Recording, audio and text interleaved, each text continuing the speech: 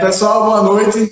Meu nome é Daniel, esse é o Wilson, ele é pré-candidato a vereador aqui do Recife pelo PDT. Deixa eu olhar aqui um pouquinho dele.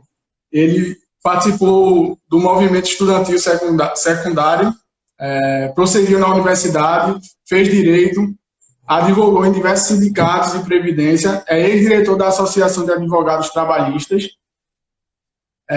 tem experiência em vários órgãos públicos e foi diretor da Secretaria de Juventude e Esportes de Pojuca. É isso, Wilson? Tudo certo?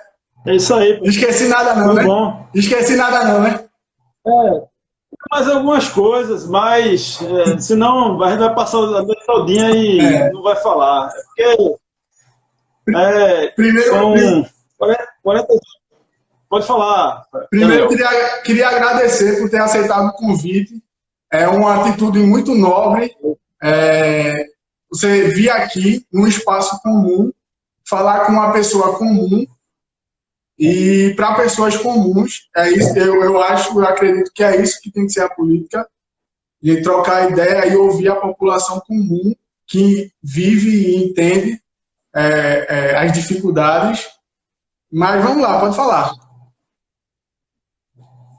Eu quero agradecer aí esse espaço aí. Eu conheci Daniel através do Ciro Gomes PE, que ele é o coordenador, administrador dessa página aí.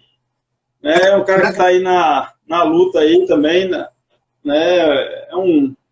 É uma figura jovem que está despontando aí também, é um cara trabalhador e um estudante na área de finanças, não é isso, Daniel? Eu parei em psicologia no 7º período e agora estou estudando educação financeira. Me interessei. Bacana. E estou fazendo educação financeira.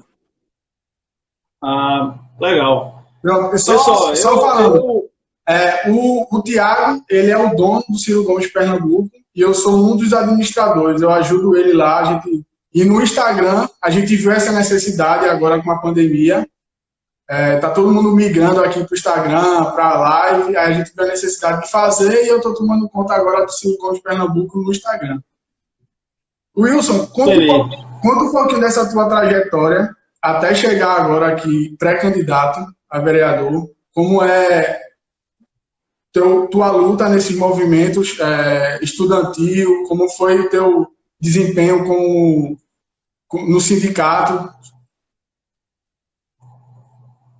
Pessoal, boa noite a todos novamente, né? Eu estou vendo aqui que está participando aí Miquel, que foi secretário também da Juventude e de Esporte lá de Pojuca, já entrou aqui na nossa live, né?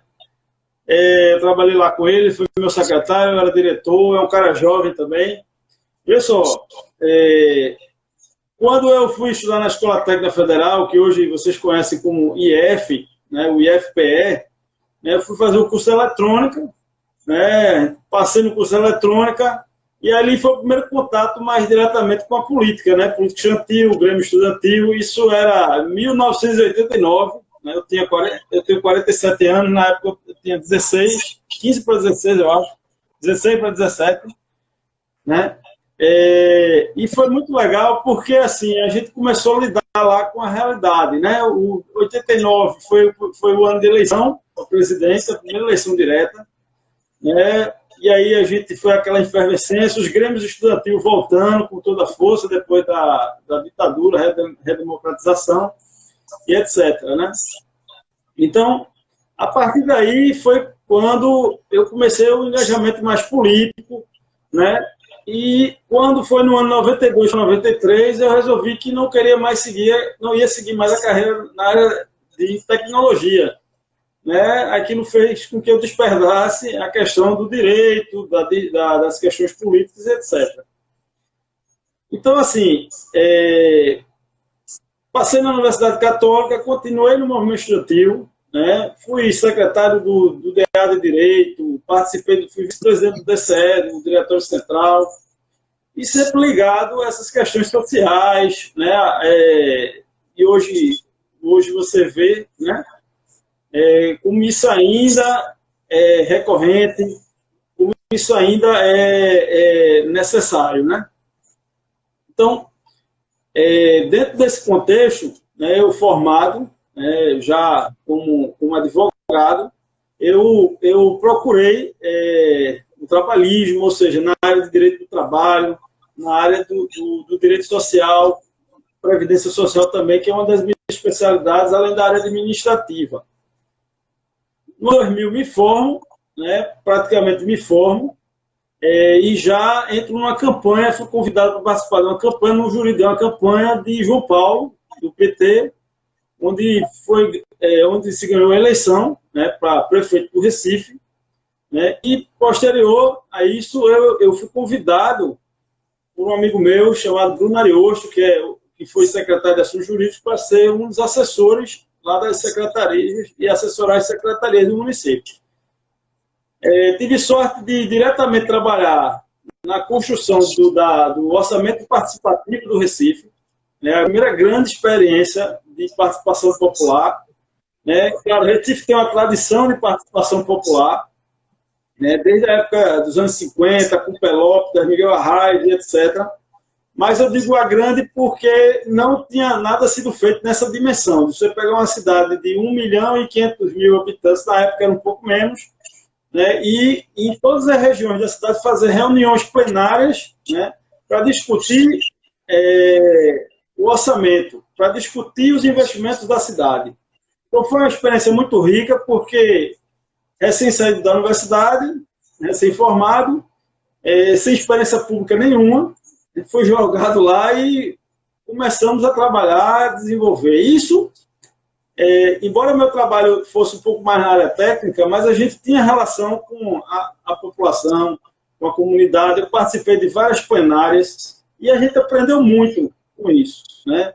A luta do povo por habitação, né, por infraestrutura. Né? A gente que é classe média, às vezes não entende a dimensão de que é um lugar para morar, né? Porque normalmente a gente já nasce, já tem um certo conforto, uma certa situação, né? Mas eu que venho de uma família de poucos recursos, né, graças a Deus a gente sempre teve um teto, né? Sempre teve uma água corrente em casa e tal. Mas aí você participando de coisas como orçamento participativo, etc., isso desenvolve a nossa área social, né? A gente amplia os horizontes. Com essa experiência pública, depois fui trabalhar em outros órgãos da prefeitura, na área jurídica e de articulação política também, né? E o escritório, contato o tempo todo com o pessoal na área de aposentadoria, fora a militância política que eu tive por um bom tempo no PT, né? Fiz também a parte eleitoral. Acho que travou um pouquinho. Como? Travou um pouquinho. Daniel. Pode voltar. Pronto. Então, fez com que a gente encarasse essa situação, né? Desde o ano passado, a gente vê o Recife numa situação... Na verdade, isso já vinha anteriormente. Mas a gente vê hoje o Recife numa situação que você não tem participação popular, você não tem discussão sobre a cidade, sobre a habitação e etc. Né? Você vê uma gestão que hoje não conversa com a sociedade, né, e algumas dificuldades do ponto de vista de gerencial que a gente vem acompanhando. Então, um grupo de amigos se reuniu, a gente batizou o grupo informalmente de Um Cidadão, e no início desse ano, de 2020, a gente lançou um canal no YouTube chamado Um Cidadão, onde eu apareço lá, falo algumas questões na cidade, algumas questões do transporte escolar, porque eu também sou advogado do transporte escolar. E esse canal no YouTube, com as discussões que a gente vinha fazendo, não, vamos nos propor ser candidato a vereador da cidade. Né? Claro, eu vou admitir, é um sonho antigo, né, de participar mais ativamente na linha de frente, porque eu sempre atuei muito no bastidor. Né? Conheci o deputado Gadelha nessa jornada, o secretário, o presidente da Câmara Municipal de Paulista também se filiou, que é Fábio Barros, também está concorrendo lá à Prefeitura de Paulista.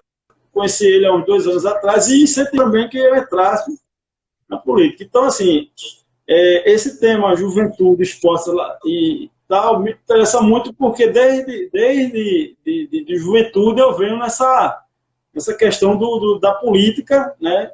E eu acredito que educação, cultura, lazer é fundamental em qualquer país, né? Então, basicamente, é essa proposta. Pode concluir. Participação popular, ou seja, trazer a população para dentro da gestão, né?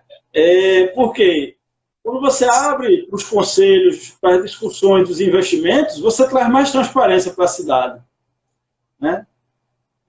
Você hoje tem uma Câmara Municipal, infelizmente, que ela não atua, ela não faz o básico de um vereador, que é legislar e fiscalizar, né? Infelizmente, Recife hoje tem esse quadro, né? Quem está aí na cidade percebe, né? Ninguém é um alienígena, né? E não percebe isso, né? O poder que o vereador tem, ainda mais numa cidade metropolitana como Recife, é grande. Aí você pode dizer, não, mas você só tem que propor leis. Eu vou começar já com um exemplo lá de Ipojuca, né? Tem eu não sei nem se ele se reelegeu, Olavo, é um vereador lá. Ele é surfista e tal. Há uns anos atrás, ele passou na Câmara um projeto de incentivo ao esporte. Basicamente, era para ajudar o pessoal do surf, né? E aí, com o companheiro Miquel, que está nos assistindo, a gente reformulou a lei dentro da Secretaria de Juventude e Esporte e se tornou o maior programa de incentivo ao esporte da região. Aí você pode dizer, era muito dinheiro? Não. A secretaria era uma secretaria enxutinha, tinha 12 milhões por ano. Para quem não entende muito essa questão do orçamento, acho que 12 milhões é uma dinheirama, né? Mas é um orçamento muito pequeno para uma cidade feita em Pojuca, que tem muitas necessidades. Então, a partir da reforma dessa lei, né, com o Carlos Santana, que era o prefeito, o Miquel, que era o secretário, e eu participando ativamente como diretor, a gente conseguiu pegar vários esportes. Tinha crianças de 12, 13, 14 anos que nunca teriam uma oportunidade de ir para uma disputa de um torneio de karatê em São Paulo, Rio, com muito pouco dinheiro. A gente liberava despesa de R$ 1.500, que era o quê? A passagem, estadia e a inscrição lá. E aí a família ajudava tal. Você forma uma gama de pessoas, né, que ficam lá disputando seu torneio de judô, de karatê, etc. Por que isso é tão importante? Porque você tira essa turma aí da inatividade, né? Você chega na periferia hoje do Recife, principalmente agora com essa questão da pandemia, onde as escolas estão fechadas, que a escola praticamente é o único momento de associação, de educação para esse jovem, né? E não tem uma alternativa, né? Então, com um simples projeto de lei, você transformou a cidade. Lógico, ele foi modificado, ele foi adaptado, foi melhorado, mas a discussão é essa, né? Então, o simples projeto de lei consegue alavancar, né, uma série de atletas, inclusive até internacionalmente, principalmente os atletas do surf. É só pegar aí, tem matérias do surf, o pessoal do surf incentivado para a prefeitura. Aí criamos duas situações, o ajuda de custo e o patrocínio. O patrocínio é aquela questão mais comercial, para os atletas de um nível mais alto. E o ajuda de custo era justamente isso que eu falei, né, daqueles atletas do futevôlei, do futsal, poderem ter a chance de viabilizar. Para quem não sabe, Pojuca tem um time de futebol, o Atlético Clube, que também foi patrocinado. Ele joga na segunda divisão do Campeonato Estadual. Quer dizer, e ali você forma jovens talentos para os times maiores da capital, né, etc. Então, a nossa linha de atuação, Daniel, e quem está aí nos vendo e nos ouvindo, vai ser muito nessa linha, entendeu? Conversar com a juventude, com a população e os gabinetes, né? Hoje você encontra os gabinetes, praticamente os vereadores não estão lá nos gabinetes, eles não atendem mais a população. A maioria tem escritórios fora, né, que não atendem a população da cidade. Entendeu? Pode falar, Daniel. E é muito importante isso que você falou de esporte, lazer. Um dia desse eu fiz um vídeo aqui no Instagram falando sobre como o jovem hoje é ocioso do subúrbio. Eu falo isso porque eu sou do subúrbio e eu tenho um conhecimento aqui. O único braço do Estado que chega hoje para o jovem, para a criança do subúrbio, é uma escola acabada, caindo aos pedaços, e a polícia. São os braços que chega hoje do Estado no subúrbio. A polícia e uma escola acabada. Só tem isso, é só isso. Aí... Pode falar. Não, assim, e a polícia muitas vezes é despreparada, né, para fazer a ocorrência, atender a situação. Né? Muitas vezes o jovem da periferia é tratado como um bandido, um marginal, né? Quando, na verdade, hoje em Recife, você tem uma atividade cultural, a turma fala muito da questão, não, mas o passinho é isso, o passinho é aquilo. Mas se você for ver, a história do Recife é muito rica nessa questão. Né? O samba nasceu assim, o frevo, etc. Então, você tem uma gama de criação muito grande. Por exemplo, poucos sabem, Recife tem uma rádio, a Rádio Frei Caneca, que vem dos anos 50, ou acho que 60, já tinha sido uma autorização, vários prefeitos começaram a desenvolver, mas a rádio nunca foi implantada. Ela foi implantada agora há poucos anos, eu acho que na gestão de João Paulo, no final da gestão de João Paulo. Né? Mas é uma rádio, isso poderia se transformar num espaço para essa meninada toda aí, entendeu? Por exemplo, em Pojuca a gente fez um festival, 2 ou foi 3, me quer até mandar uma mensagem para corrigir, festivais da juventude, né? Tinha canto lírico, canto de várias espécies, rock, você imaginar atividades com skate. Então, por que essa rádio não pode ser usada para revelar esses talentos do passinho, do samba, que Recife é a segunda maior cidade em samba do país, só perde para o Rio de Janeiro. E eu acho que só não ganha porque não tem um investimento tão alto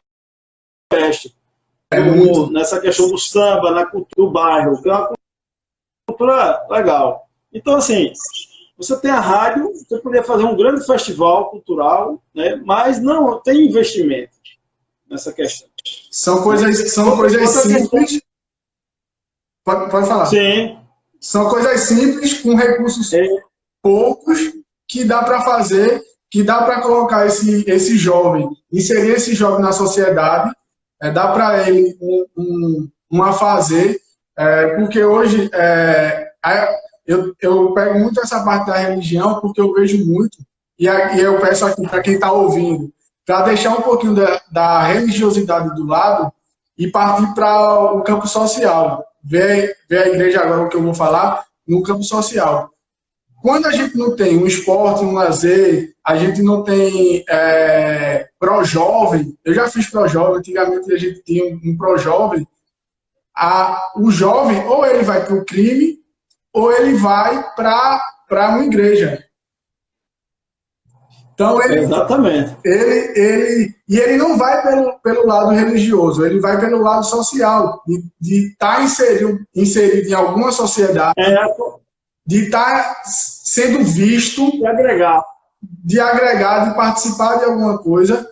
Então, tem até uma pergunta que a Ana Carla deixou uma pergunta aqui, ela e a Leandra, como criar meios práticos de conscientizar jovens, incluindo na política do seu território. Eu acho que é basicamente isso, né, que o senhor falou agora, de esporte, lazer, você pegar as potencialidades do local, entendeu? Por exemplo, em Pojuca tem vários esportes, né? Você tem surf, porque lá a maré é boa para fazer isso, né? Você tem luta lá, a meninada luta jiu-jitsu, karatê muito. Por quê? Porque, diferente daqui, lá eles praticamente só veem TV via satélite, etc., porque tem problema de transmissão. Então, eles são muito antenados nessa questão também da luta, né? Judô, karatê, etc. Então você pega essa potencialidade, ó, eu não posso ter, sei lá, 20 times de futebol, mas eu posso ter 1.000 atletas de karatê, porque o custo é baixo, você tem as quadras, e você pode adaptar, jogar o tatame lá e fazer uma roda de karatê até para aquela meninada que nunca viu um kimono, não sabe nem o que é aquilo. Você vai incutindo.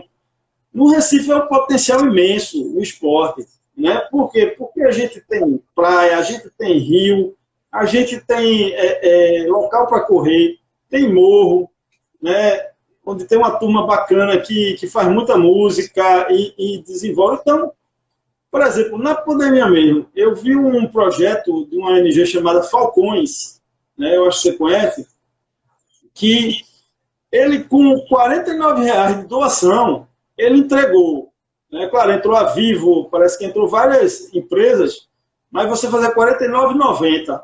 Enquanto tinha governo aí batendo cabeça de como os meninos assistiam a aula, ele pensou uma coisa muito simples, ele criou um kit, a pessoa recebe um aparelho, um chip e um conjunto de material, o cara estudar em casa, para o Enem, se atualizar. Ora, se o poder público abraçasse essa ideia, né, embora os recursos são limitados, mas veja só, com R$ 49,90 você ajudava um estudante, um aluno, um jovem, a se manter preparado para uma prova, para fazer uma atualização.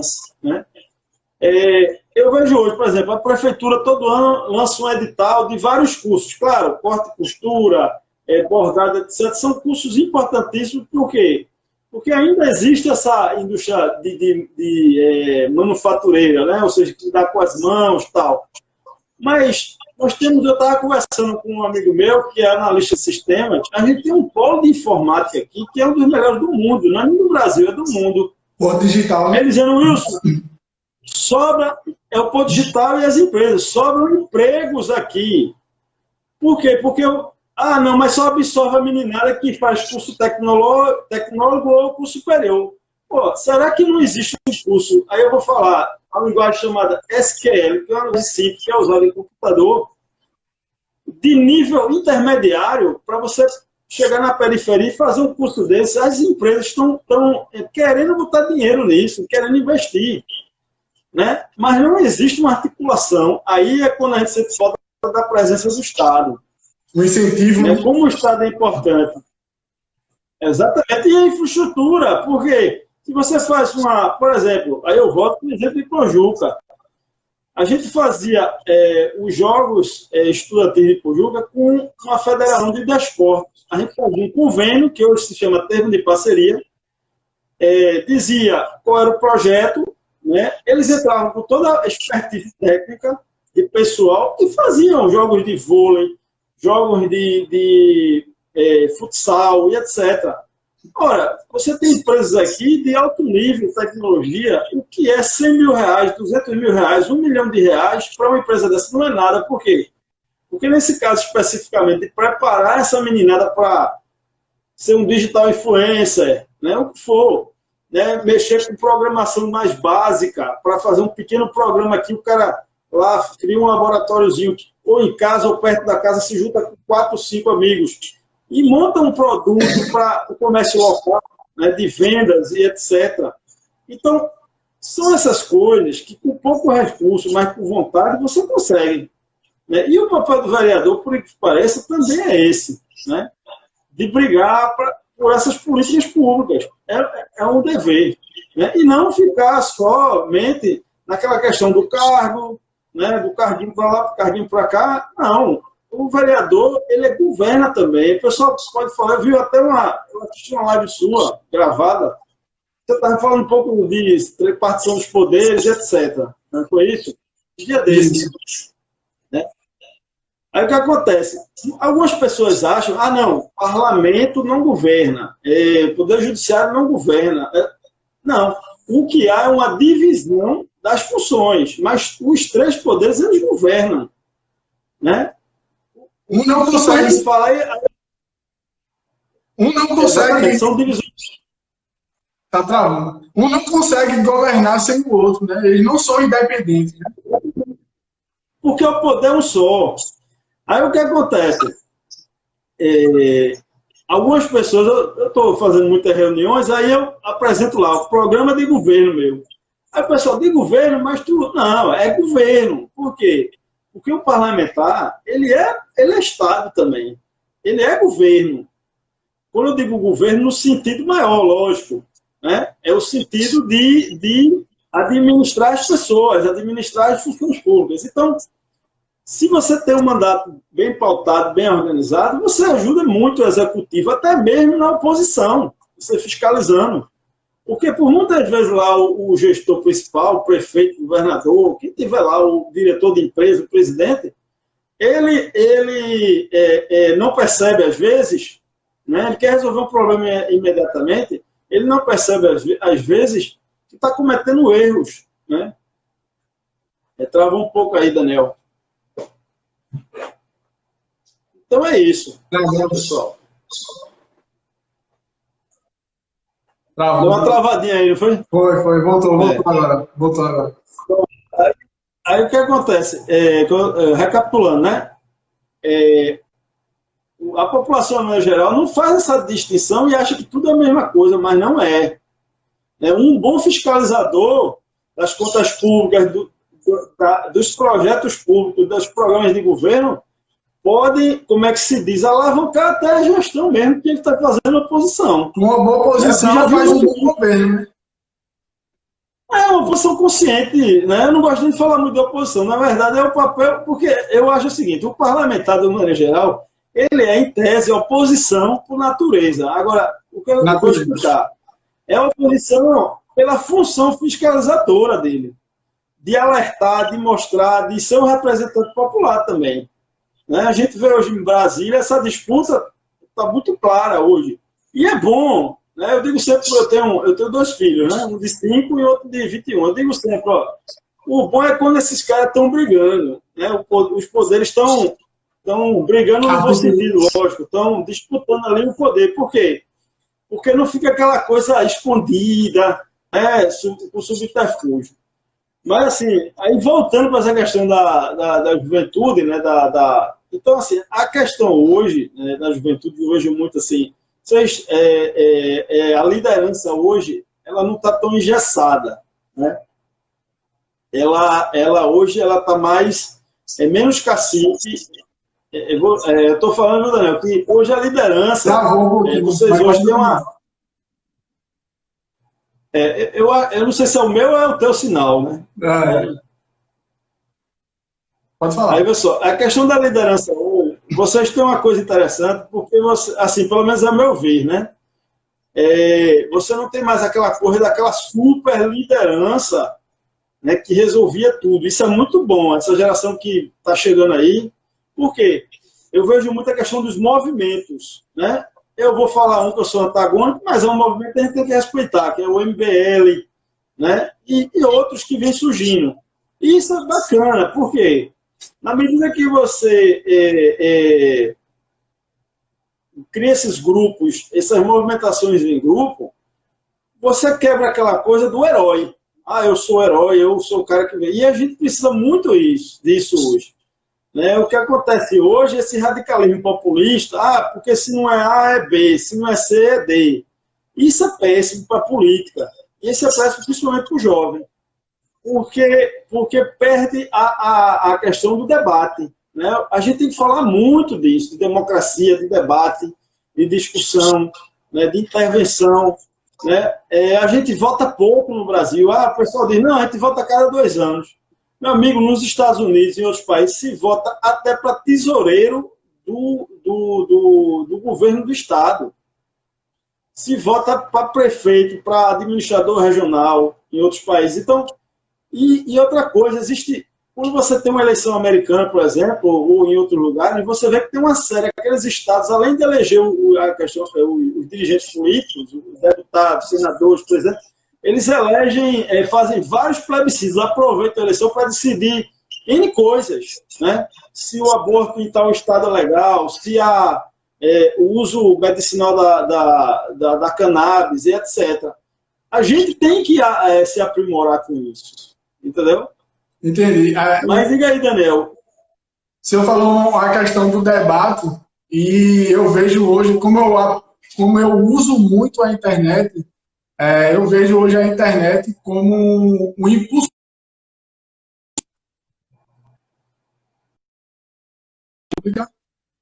A internet é a nova passa.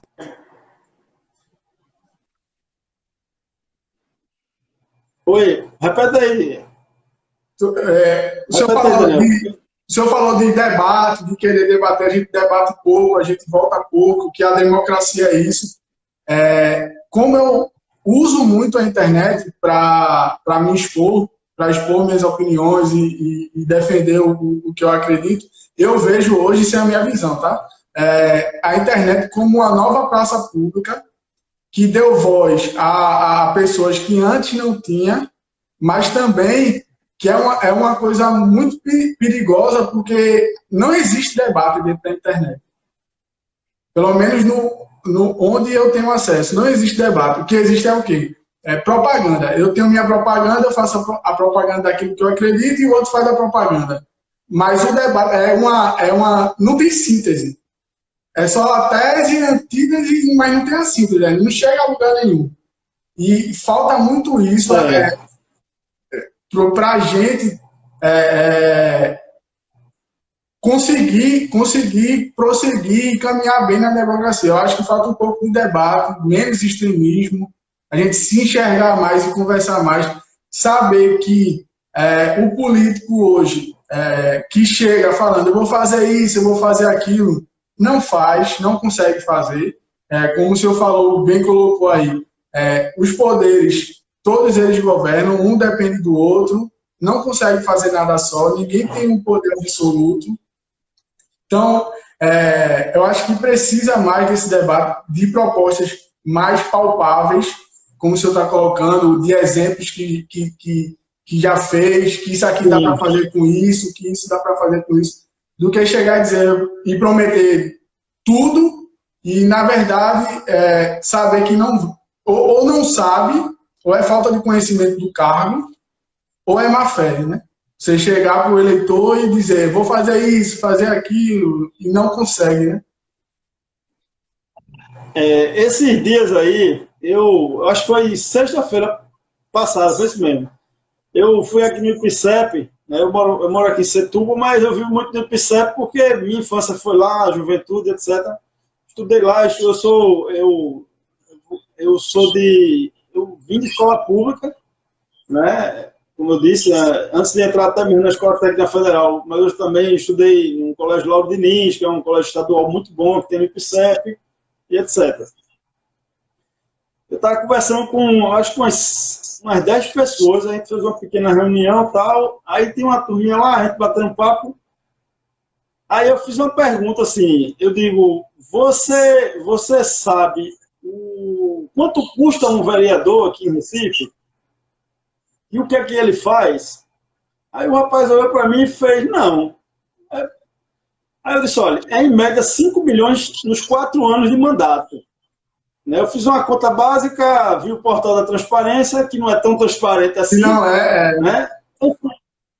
Se você for procurar o portal da transparência, você tem que ter muita paciência, né? Para entender.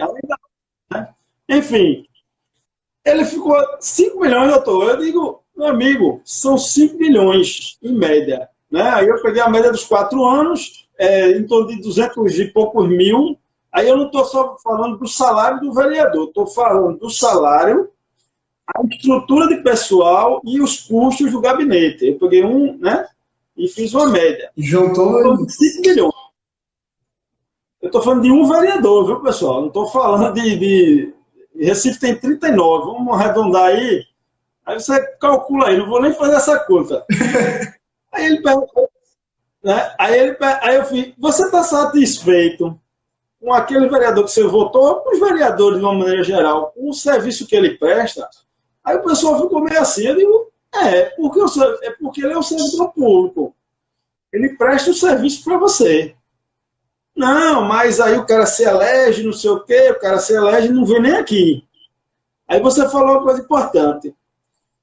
Fica um bocado de vereador prometendo que vai construir vai fazer um postinho de saúde, vai fazer um postinho de assistência social, etc., ou prometendo que vai calçar a rua. Claro, é importante calçar a rua. Agora tem que calçar a rua corretamente. Tem um amigo nosso, Rafael Dantas, também que está na chapa, e a gente está batendo muito essa questão. Ele fez um grande diagnóstico sobre as ruas do Recife, né?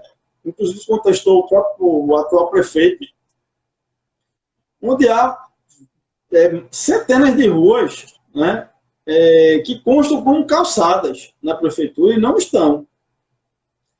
Aí você vai dizer, mas é só passar um piche. Beleza, passa o piche na rua de qualquer jeito, quando for daqui a 6 meses, quando chegar o inverno, vai alagar a tua rua. Sabe por quê? Porque não foi bem feita, ela não vai, a água não vai escorrer direito, vai empoçar, né? Não tem drenagem, a pavimentação é ruim, é péssima qualidade. Então, são essas pequenas coisas. Aí eu volto à pergunta, você sabe quanto é que custa um vereador em Recife? É muito mais que os 5 milhões. Porque o que ele faz vai gerar um custo bem maior, né? O que ele não faz, né, na verdade, que é fiscalizar. Infelizmente, e a gente está num... Você não tem hoje, infelizmente, a gente está numa legislatura que eu acho que se não for a pior, é uma das piores, né? Legislaturas do Recife, né? Você não infelizmente vê, é isso. A gente não vê, né, o poder legislativo em Recife. Eu não consigo ver no meu dia a dia o poder legislativo atuando. Pois virou uma casa de homologação dos atos do executivo. Por exemplo, nessa crise aí da Covid, infelizmente a gente teve, espero que a Polícia Federal não ache nada de desvio de recursos, etc. Eu peço a Deus, porque eu não aguento mais essa criminalização da política. Infelizmente foi isso que o Brasil se tornou desde 2013 para cá, né? E aí teve golpe no meio, né? Tiraram uma presidente legítima, e aí vai, né? Só para exemplificar. Mas você não vê o vereador se levantando para... os da oposição.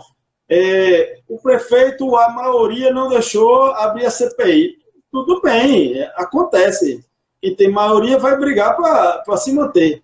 Pô, mas por que não entrou com ação popular? Por que não entrou na justiça? Né? O senhor entrou, inclusive. Exatamente. Eu e o amigo Rafael Dantas, a gente fez um levantamento, né, dos 3 hospitais de Covid aqui, os de campanha, os que foram provisórios, né, que são os provisórios. Né? Em Biribeira, Coelhos e Rua da Aurora. Houve um sobrepreço dos valores dos aluguéis. Aí você imagina, aqui na Ibiribeira, eles pegaram um prédio que era da antiga Gerdau, reformaram por 4,5 milhões e tem um sobrepreço que chega até 800 mil reais em relação ao preço do mercado. Certo, tudo bem, uma emergência, tal. Mas o que deixa o estarrecedor dessa história é o seguinte, só um item foi 1,2 milhão reais, que foi instalações elétricas. Eu conversei com um arquiteto, um engenheiro civil e ações. Ele disse, Wilson, realmente, reforma, parte de instalação elétrica, o valor é alto. Agora, ele chega no máximo a ser 10%, 15% do valor da reforma. Nesse caso, chegou a 25%, 23%, uma coisa assim.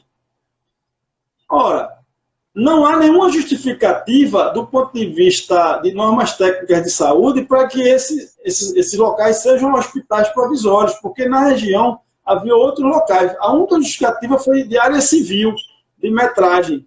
É o único laudo que tem. Então, assim, aí eu pergunto, quanto custa um vereador? Entendeu? Não é só 5 milhões. E eu comecei a gravar, porque assim, eu sou muito de bastidor também. Eu não gosto muito de aparecer, até porque eu tenho uma limitação em falar em público e tal. Mas eu comecei a gravar vídeo porque eu percebi movimentos que estavam repetindo. Jovens que vão ingressar na política, que vão ingressar em movimentos, mas não procuram saber o básico. Não procuram saber o que faz o vereador, que eu defendo que isso se ensine no ensino médio. Que isso seja... O que é um vereador, o que um prefeito faz. Essas coisas básicas, o jovem saber no ensino médio. Porque o único contato que o jovem tem com a política é ir para um curso técnico, um curso superior, uma universidade. Dentro do colégio público hoje, a gente não tem nenhum contato com política. De fato. Não é ensinado, não é colocado, o jovem não é exposto à política. Então, essas coisas básicas, o que é o vereador, o que faz e tal, deveria ter, eu acho, na minha opinião, que deveria ser ensinado no ensino médio para o jovem, quando chegar a participar de um movimento de base, para eleger. Eu estou falando isso e é exemplo real. Um jovem, só para dar um exemplo assim, jovens que na eleição passada votaram e apoiaram, há 2 anos atrás, um campo mais conservador, de outro tipo de ideia e tal, hoje, no campo municipal, está apoiando partidos socialistas. Aí você vê, como assim? Tipo, a pessoa não entende o que acontece, a diferença. Pensa que o município é uma coisa distante lá de Brasília. Mas não, é a base da política, né? Essa semana, aliás, eu acho que ele ainda está aqui. Ontem eu participei da reunião da executiva municipal do PDT, sou filiado e pretendo concorrer, né? A nossa convenção é dia 8 agora. Eu estou pré-candidato. Exatamente. E uma discussão muito sobre isso também. Tinha o pessoal lá da juventude, né? O presidente Lupe, nacional do partido, esteve lá, foi um debate bom, etc. Muita discussão, o deputado Túlio Gadelha é pré-candidato, etc. Mas, assim, o que você está falando é fundamental, porque é o seguinte, você numa escola, ele é o primeiro espaço de agregação que você tem na sua vida, né? Então, assim, eu tenho um menino de 5 anos, então, a primeira coisa, onde é que ele está sentindo muito porque ele não está podendo ver os amiguinhos e etc. Né? Então, a escola, o local de estudar, ele é fantástico porque é o primeiro grande espaço que a gente tem de vida, de agregação. E ali se forma amizades, e a gente aprende a sofrer, a brigar, a debater, né? As primeiras discussões, etc. E não há uma maturação dessa turma de conceitos de política. Aí eu não falo de doutrinação, para ficar bem claro. Eu estou falando de conceitos básicos de política. É isso que a gente está falando aqui, Daniel. Não é isso? A gente está falando de quê? De entender como é que funciona basicamente. Lógico, não dá para se aprofundar, né? Mas você, eu acho que eu venho até antes, viu? Eu acho que isso era já para ser. Lá, antigamente, tinha uma cadeia chamada de estudos sociais, né? Conceitos de relação, de poder, né? Para que serve o deputado, o senador, o presidente, e etc. Então, não uma lógica de ver tudo através só do marxismo ou do liberalismo, não. A gente um conceito mais filosófico mesmo, de discussão, e ver tudo. Ver o que é socialismo, liberalismo, social-democracia, e aí vai. Porque eu tive um momento muito rico na universidade, e foi legal. Né? Porque lá a gente tinha uma disputa muito grande, e os partidos estavam muito presentes, do ponto de vista assim, a gente tinha muita gente ligada a partido, no movimento estudantil, mas a gente tinha uma boas relações. Né? Hoje eu vejo que a política está muito esquizofrênica. Se eu não sou vermelho, você não pode ser azul e o outro não pode ser branco, e aí vai. Né? E, pelo menos nessa época da Católica, eu estudei na Universidade Católica, a gente tinha o PFL Jovem, que hoje essas lideranças do PFL Jovem são o DEM, né, que é o Rodrigo Maia do PFL Jovem, essa turma todinha aí, né, o Orlando, que era do PCdoB, etc. Aqui a gente tinha N pessoas, eu vim também de alguns grupos de juventude de partido, eu não fui filiado ao PT logo na universidade, eu me filiei um pouco depois, já no final da universidade. Mas eu já tinha alguma relação, né? Então, assim, a gente já tinha uma situação, não era necessariamente o partido, mas era um conjunto de ideias, né? Mas, assim, era uma relação boa, tinha disputa de espaço, discussão e etc. Mas a gente conversava, dialogava, entrava em acordos, né? Hoje você vê a política muito de embate, e embate no sentido ruim, né? Entre o céu e o inferno, né? E talvez muito por conta dessa falta de conhecimento, né? Preparo, exatamente. Então, se você dá o cidadão que está ali se formando, oitava série, a antiga oitava série, que é nono ano, né? Agora, nono ano, oitavo ano, você começa, não é doutrinar, mas mostrar para ele, olha, as coisas acontecem desse jeito, não existe magia, a política é debate.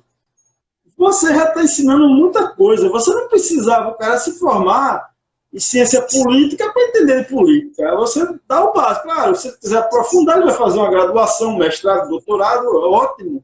Temos que ter muitos cientistas nessa área, né? Muitos mesmo. A gente ainda temos que ter gente estudando isso, trabalhando com isso para explicar os fenômenos políticos. Agora, e aí é um problema de visão de Estado mesmo, infelizmente, né? Você tinha um cara feito Brizola.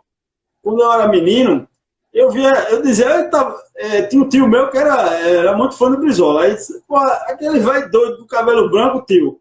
Pô, mas a Globo, não sei o quê, ele briga todo dia com a Globo e tal. Aí meu tio chegava e me explicava.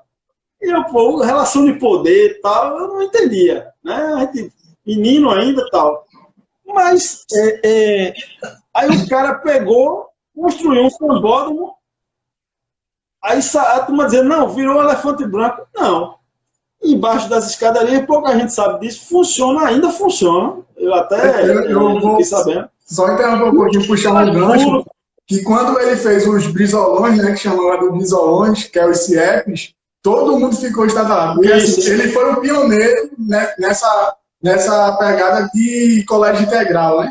Quando ele fez o CIEP, né? O CIEP integral. Isso foi lá em 1986, eu acho.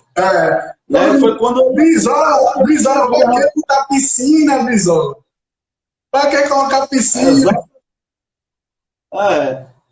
Mas por quê? Porque Darcy Ribeiro, também, que era outro monstro, né? Que era, se não me engano, eu acho que Darcy era o vice-governador e era o secretário de Educação do Rio.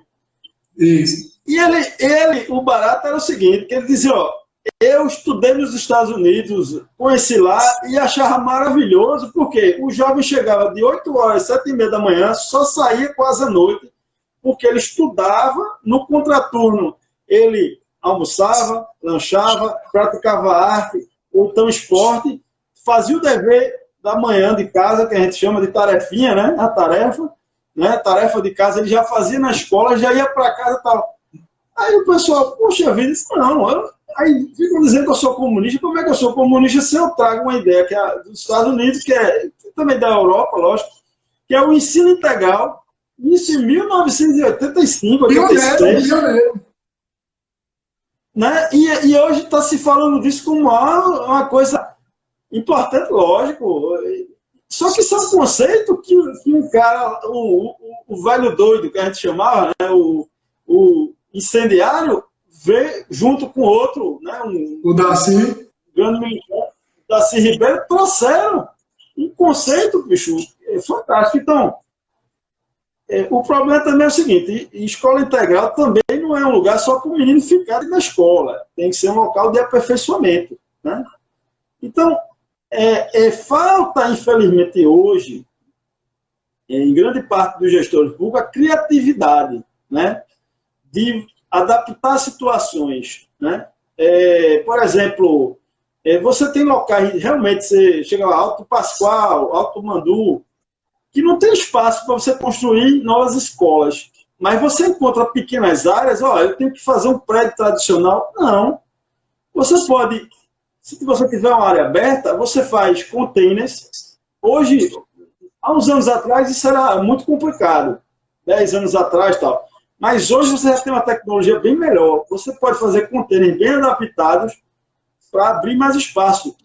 Por que eu falo isso? Porque muitas vezes uma mãe tem que se deslocar. Ela mora lá no Morro da Conceição. Ela tem que descer alguns quilômetros para deixar o filho na escola. Quando você podia adaptar, né, algumas situações onde você já tem um espaço público, você poder criar 2, 3, 4, 5, 6 salas de aula. Né? Então, assim, se não tiver educação, formação social, né, você não chega em canto nenhum. O ideal é que os pais... E o trabalhismo, até para mostrar um pouco aqui o pessoal que está assistindo sobre o trabalhismo, ele tem 7, se eu não me engano, compromissos. E o primeiro deles é compromisso com o jovem, com a criança desse país. O Brizola colocou e o Darcy colocou lá. Então, eu acho que quando você coloca esse como o primeiro ponto, aí depois vem todo o restante, né? Não, porque se você tiver o básico, o cara vai longe, entendeu? O cara não precisa de muita coisa, precisa de uma boa estrutura, uma escola acolhedora, né?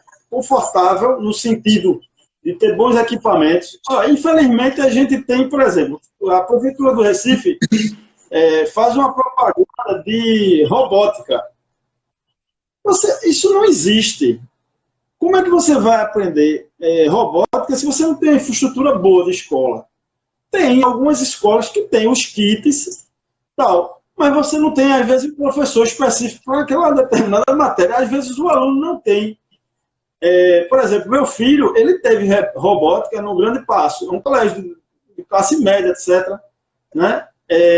Mas ele aprendeu, antes de aprender mexer lá na programação, ele sabia função, né? Muita gente, é o terror de muita gente de matemática, né? Função de segundo grau, né? e etc.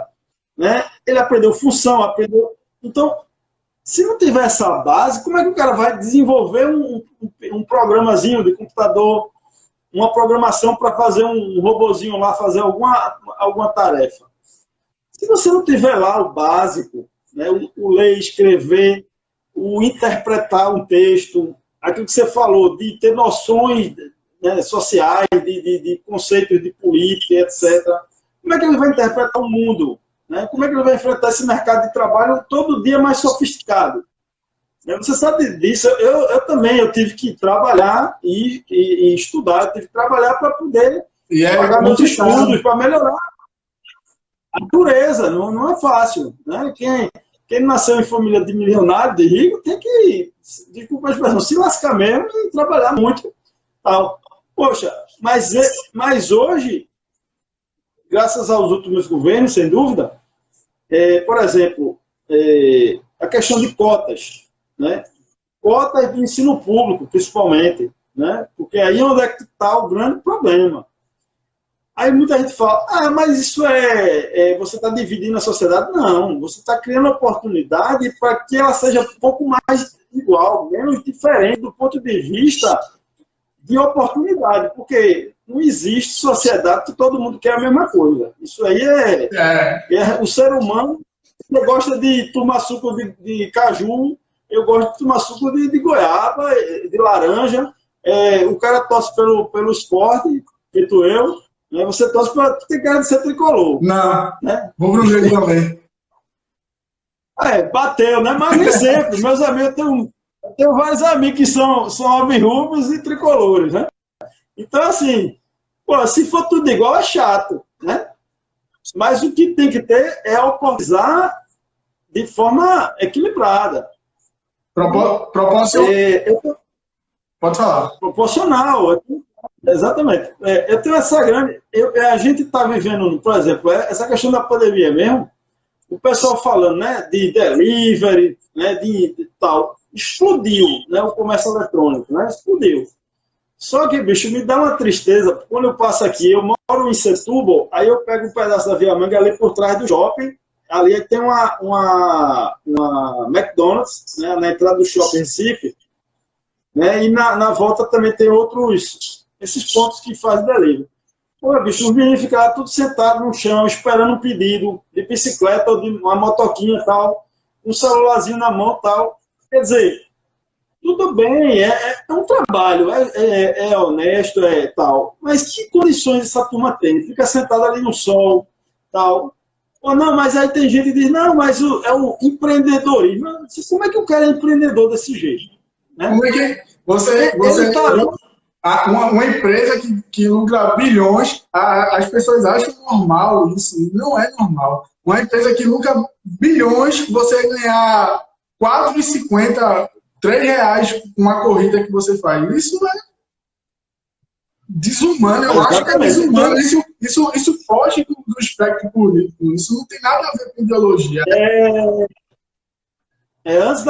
Antes da pandemia mesmo, eu no escritório, eu descendo no elevador lá do escritório, aí eu encontrei um rapaz, ele estava com aquela mochilazinha, né, do delivery e tal. Aí eu, curioso, eu perguntei, e aí, bicho, dá pra se virar aí nessa história? Ele disse, rapaz, ó, tem mês que eu tiro 1.000, 1.500, 1.200, tem mês que a gente tira menos e tal. Eu disse, e assim, do ponto de vista de social, cobertura de INSS e tal, eles não. Se a gente quiser, a empresa desconta. Se não, aí eu digo, rapaz, você sabe que você não tem proteção nenhuma do ponto de vista do Estado, né?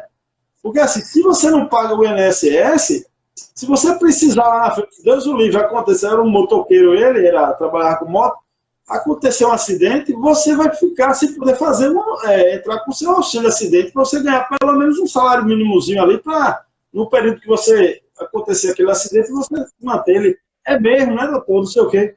Eu digo, você faz o seu horário. Agora, você não tem cobertura social. Poxa, não inventaram o Estado Social de graça. Né? Isso, não inventaram. Esse negócio de Estado Social que muitos estão aí dizendo que tem que ser o liberalismo, o novo, o isso, aquilo. Peraí, pessoal, essa moçada aí, tal, precisa também de se conscientizar, bicho, que a política, já dizia Juscelino Kubitschek, que a política ela pode salvar vidas. Né? Essa frase eu costumo dizer. Essa frase foi. Pode finalizar. Essa frase ele cunhou, diz o pessoal que ele cunhou, quando para pouca gente sabe, mas Juscelino era médico mesmo, formado, fazia cirurgia, etc. Uma vez, ele voltando para casa, né? Ele teve um problema que perdeu um paciente, etc. E aí ele chegou e entregou o jaleco para uma pessoa que trabalhava com ele e disse, eu não vou mais trabalhar, eu vou voltar para a política. Ele tinha se afastado uma época, eu vou voltar para a política, porque a política salva muito mais vidas do que até a própria profissão. Claro, o médico, a gente pode nem dizer, né? O médico eu acho que é uma das profissões mais honrosas que tem. Mas, assim, quando a gente fala salvar vida, no sentido seguinte, o debate político pode resolver muitos problemas da gente, da vida, do dia a dia do cidadão. Né? É um pouco isso que a gente falou aqui hoje, né? Políticas públicas. Então é isso. Para não tomar muito tempo. Eu costumo dizer que política é para tudo. Tudo que você imaginar, a política consegue chegar. Tudo, absolutamente tudo no campo social. E você imaginar é decorrente, consequência de uma política boa ou ruim. É para tudo, política serve para tudo. Exatamente, Daniel. Então, assim, pessoal, eu estou aí, né? Acompanhem o Wilson. Brigando aí. Estou brigando aí, né? Vai ter a convenção agora dia 8, né? Acompanhe. né, de próxima terça-feira, né? Estou na condição de pré-candidato, estou buscando esse debate, né? Eu vou procurar, Daniel é um cara que conheci através das redes sociais, né? Um cara que está no time aí também, de Ciro, Brizola, Túlio Gadelha e agora no meu, né? Estou fazendo até um convite a Daniel para ficar lá com minha rede social também, a gente começar a abrir aí alguns espaços físicos mesmo, não só, né, internet, mas físico, porque é um cara que está num projeto, um projeto de longo prazo que a gente está pensando em um projeto nacional de desenvolvimento do Brasil, que passa, então, que passa por essas eleições. Começa agora, porque a política, como a gente vem falando, se faz na polis, na cidade, né? Ou seja, os vereadores, o prefeito, os conselheiros tutelares, né, as pessoas da cidade, né? Sem 20 não tem 22. Então, a gente tem que começar hoje, agora. Agora. E aí, quem quiser me acompanha aí no Instagram, né, Facebook. Eu tenho um canal no YouTube, o Wilson Félix, o Cidadão. Lá tem vários vídeos e tal. E quem quiser mandar uma mensagem também, 99455-5849, é o WhatsApp. Manda projeto, abre discussão. A gente está aí para ouvir, a gente está na coleta de ideias, não tem nada fechado, né? A linha é participação popular, gestão da cidade, né? E aí, isso aí a gente tem pano para manga para discutir e parece que a juventude participe desse processo. Porque, assim, o vereador é só um representante. A gente está isso na cabeça. Amanhã, se eu conseguir lograr êxito, eu volto para a minha bancada de advocacia, vou continuar trabalhando. E vão vir outros. Então, quanto mais cedo vocês entrarem no espaço político, melhor, porque isso aí para a gente não deixar essa coisa, né, de oligarquia familiar, vai falecer e se manter. O jovem são 20 anos participar. Então, boa noite aí, pessoal. Daniel, obrigado pela oportunidade. E a gente vai se falar mais aí, viu? Eu vou se comunicar com você e vamos marcar outras coisas aí bem legais. Vamos. Só para finalizar, vou repetir o que eu falei no começo. Agradecer ao Wilson por ter aceitado o convite. É muito importante e crucial o que ele está fazendo aqui, que é vir no espaço comum, falar com uma pessoa comum, para pessoas comuns. Isso é muito importante, porque a gente fura um pouco a bolha, porque é muito óbvio o senhor falar com outro pré-candidato, ou só falar com outras pessoas mais relevantes dentro da sociedade, só que isso é primordial, e eu acho essencial para um candidato a vereador, falar com pessoas comuns que estão no dia a dia, que sabem dos problemas de perto, que vê o problema de perto. Isso é muito nobre, e é uma forma de fazer política que eu me agrada. Então, muito obrigado, Wilson, por aceitar vir aqui na minha rede social, falar para o pessoal que me segue. Muito obrigado e estamos juntos. A gente vai fazer essa campanha aí. Vamos fazer a diferença. Vamos fazer a diferença nesse ano. Vamos lá. Vamos lá. Obrigado, Wilson. Um abraço. Boa noite, abraço.